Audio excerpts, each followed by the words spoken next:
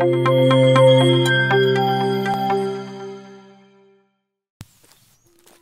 साधु घूमते हुए एक नगर से होकर जा रहे थे।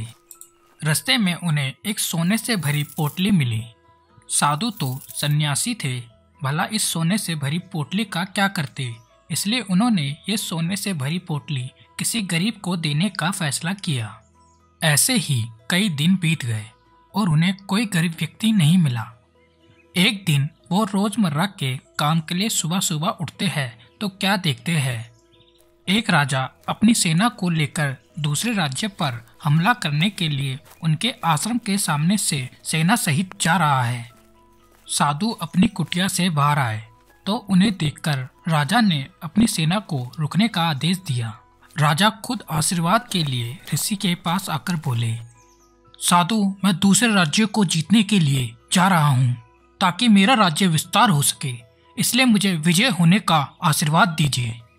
इस पर साधु ने काफी देर तक सोचा और सोचने के बाद वो सोने से भरी पोटली राजा के हाथों में रख दी।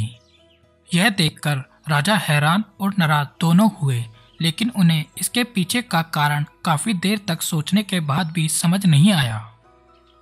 तो राजा ने साधु से इसका कारण पूछा तो साधु ने राजा को सहज भाव से जवाब दिया कि तो खांसते हुए साधु बोले, ए राजन, ये सोने से भरी पोटली मुझे आश्रम आते हुए रास्ते में मिली थी, तो मुझे लगा इसे किसी गरीब को दे देना चाहिए जिससे किसी गरीब का भला होगा।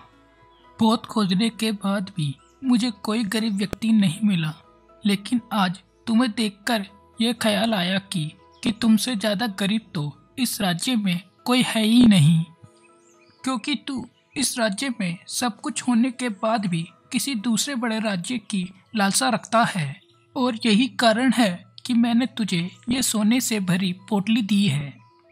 और साधु की यह बात सुनकर राजा को अपनी गलती का एहसास हो गया और उसने युद्ध करने का विचार भी त्याग दिया।